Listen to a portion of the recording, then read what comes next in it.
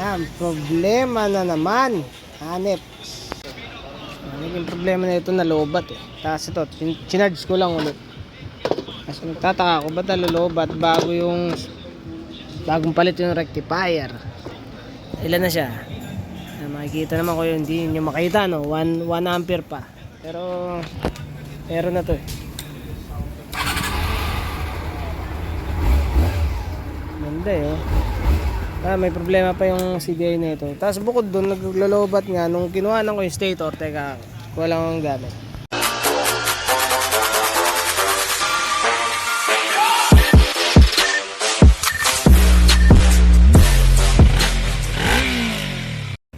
Yan, malinaw naman eh no. Kaya di ko na ilawan. Makita natin yung stator output. Ito yung sinasabi ko pagka ano, didinig diba ako? Pagka magte-test ng stator output nasa AC tinapat ko siya sa 600, pwede naman 400 depende kung maaabot pa eh. Pwede na to 400. Ito yung stator output,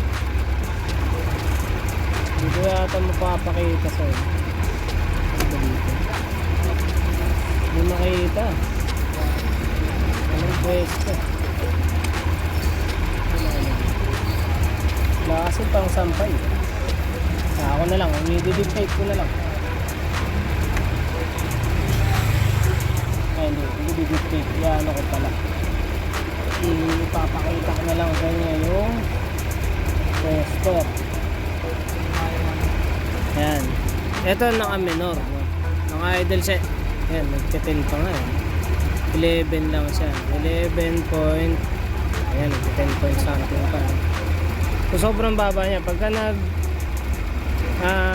tinusok mo sa rectifier, so i-rectify niya lang, gagawin niya lang DC yan, yung 11 mahiging 11 volts DC lang yan, hindi naman mag-amplify yun eh. Ano niya lang, gagawin niya lang DC yun. Pag ni-rev mo, syempre tataas yan.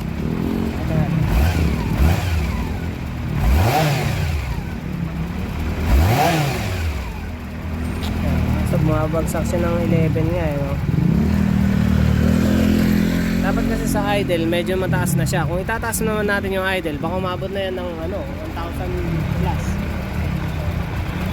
Diba? Subukan ko itaas. Mahirap itaas. Ito kasi yung idle niya 1,000 RPM lang. Pero dapat nasa 12 na yan eh. Sa 1,000 RPM dapat naka 12 na yan. Medyo mababa siya. Nagti-10 pa nga eh, 10.9. Kaya yung kukunin na rectifier mababa din. Ito, video natin yung ito, nagkabit ako na ito para sa thermometer tsaka sa voltmeter kasi hindi pa nakakabit doon. Tatanggalin yung isa eh. Ito, hindi naman gumagana pala ito. Exit na namin yan. Yung CDI niya, ito may nakuha akong CDI ko. Tagal na ito eh. Diba, Shopman CV400 Shopman. Dati na to eh. Dati ko ng CDI. Ayun, gumagana pa pala. Click ano. Tapos agad yung RPM. Ayos eh. Saka one click.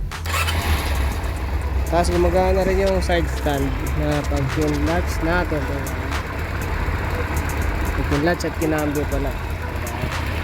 Latch natin. Ayan, tapos ito cambio. Mamatay siya pag naka side stand. Ayos. Ayos to. Testing natin tong CDI natin na to. Hanep. Gumagana pa. Diyan natin tong hanep natin na to. Yun nga eh, nag-11 siya pag ano eh.